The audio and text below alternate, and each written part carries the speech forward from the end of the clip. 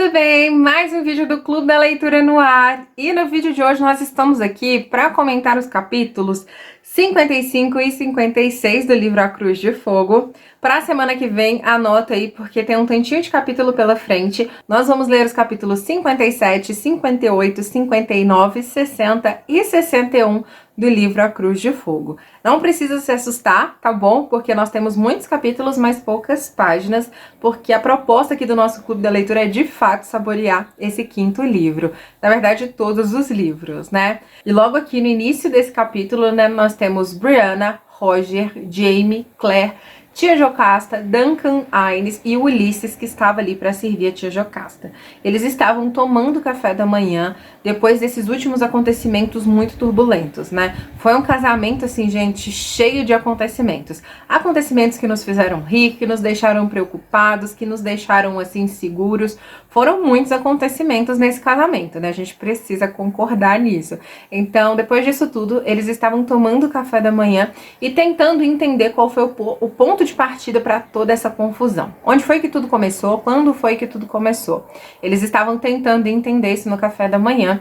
E quem tem uma participação muito grande e muito certa nesse capítulo é o Roger. Gostei muito da participação dele, né? Da posição que ele tomou nesse capítulo. Todos estão tentando entender e eles chegam num consenso de que tudo começou quando Jamie encontrou a escrava Betty desmaiada no chão, né? Ela estava desmaiada, muito bêbada, e quando ele conversa com as outras escravas, elas falam pro Jamie que ela tinha esse comportamento, né, de beber o restinho de bebida que os convidados deixavam nos copos. Então, muito provavelmente foi aí que tudo aconteceu com ela. Mas aí é que entra, né, o X da questão, o que eles estão tentando entender. É como é que ela foi ficar tão bêbada em tão pouco tempo se ela só bebia o restinho, né? E aí eles começam a tentar entender todo esse mistério, gente. E é um senhor mistério. Eles estão levantando várias hipóteses, algumas hipóteses que não tem nada a ver, até que a tia Jocasta se lembra que o Jamie havia mostrado para ela qual foi o copo que ele havia encontrado do lado da escrava Betty. E quando o Jamie se recorda dessa informação, ele descreve esse copo novamente e a tia Jocasta se dá conta de que esse copo era o copo do Duncan Hines. A tia Jocasta, ela preparou um presente de casamento para o Duncan Hines, que eram copos de prata. Eu acho que era um jogo de 6 copos e tinham 2 copos que eram muito específicos, porque era o copo da tia Jocasta e era o copo do Duncan. Esses copos, eles tinham algumas marcações e esse foi o copo que foi encontrado do lado do corpo da escrava Betty.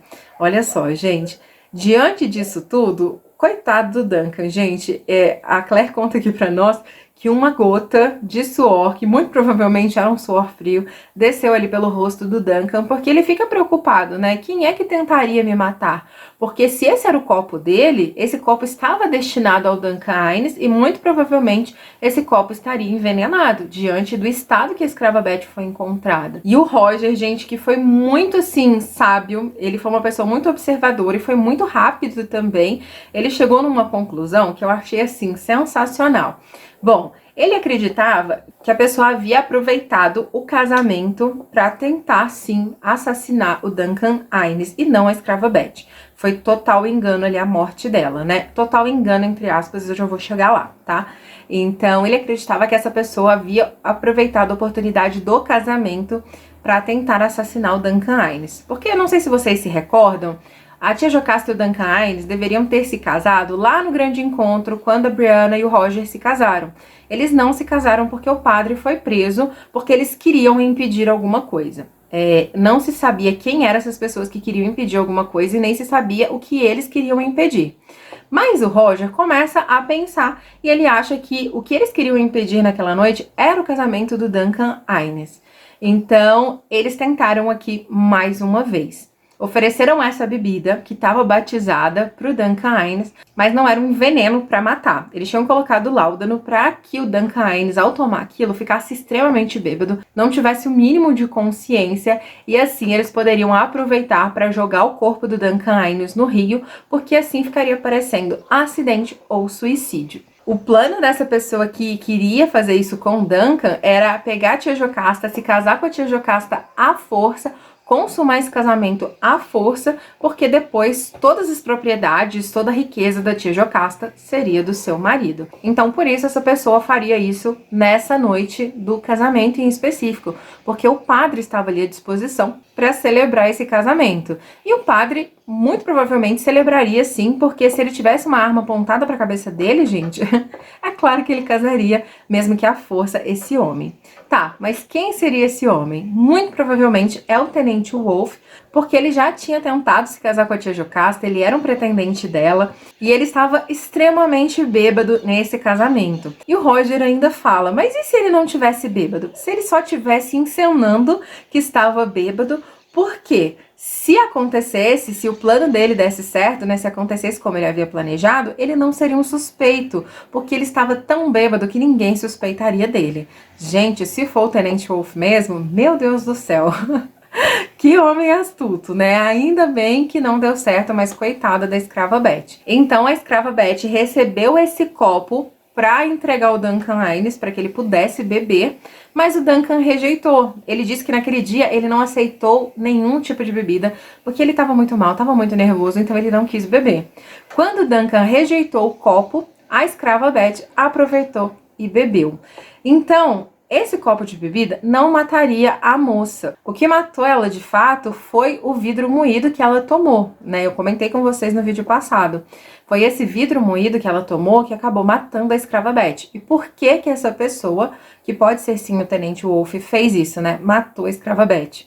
Porque ela saberia reconhecê-lo, né? Se acontecesse de fato algo com o Duncan Hines, ela seria questionada: quem foi que te deu esse copo? Quem foi que mandou você oferecer essa bebida para o Duncan? Depois de pressionada, ela revelaria quem foi a pessoa que entregou esse copo a ela.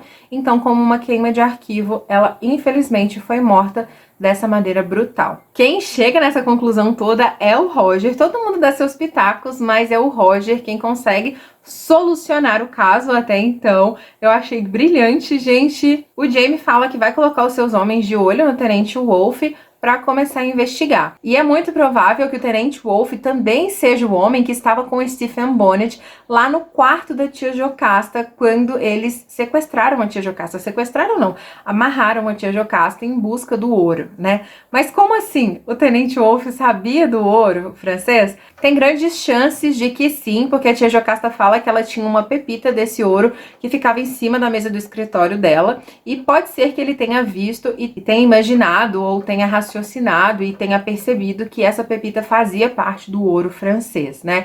Então, como ele é um oficial da Marinha, olha só, gente, quanta coisa, né? Como ele é um oficial da Marinha, ele teria muita facilidade em contratar um pirata para encontrar esse ouro para ele. E quem era o pirata? Stephen Bonnet. Então, sim, é muito provável que Stephen Bonnet esteja trabalhando com o Tenente Wolfe e que o Tenente Wolfe seja responsável por toda essa confusão que aconteceu no casamento da tia Jocasta. Gente, olha só quanta coisa, né? E a Claire fala pra gente que já estava cansada dessa vida na sociedade, que ela queria muito voltar para sua casinha, para o seu cantinho lá em Reed, porque ela já estava cansada de tudo isso. E assim eles o fazem, eles já estão a caminho de Fraser's Ridge agora, eles irão permanecer de olho no Tenente Wolfe e estarão se preparando. Duncan fala: estaremos nos preparando para quando o Stephen Bonnet voltar, porque ele vai voltar, né, gente? A Brianna, lógico, dá aquele frio na barriga dela. A Claire fala que ela tentou demonstrar que não estava com medo, que não estava apreensiva, mas ela era mãe, ela reconhecia o olhar da sua filha, então ela sabia que sim, que a Brianna estava com muito medo, estava apreensiva, mas agora eles estarão se preparando porque eles sabem que uma hora ou outra o Stephen Bonnet irá retornar. E quando eles já estão ali a uns 8 quilômetros mais ou menos de distância caminhando para Reed, o Major MacDonald vai de encontro ao Jaime para lhe entregar uma carta do governador Tryon.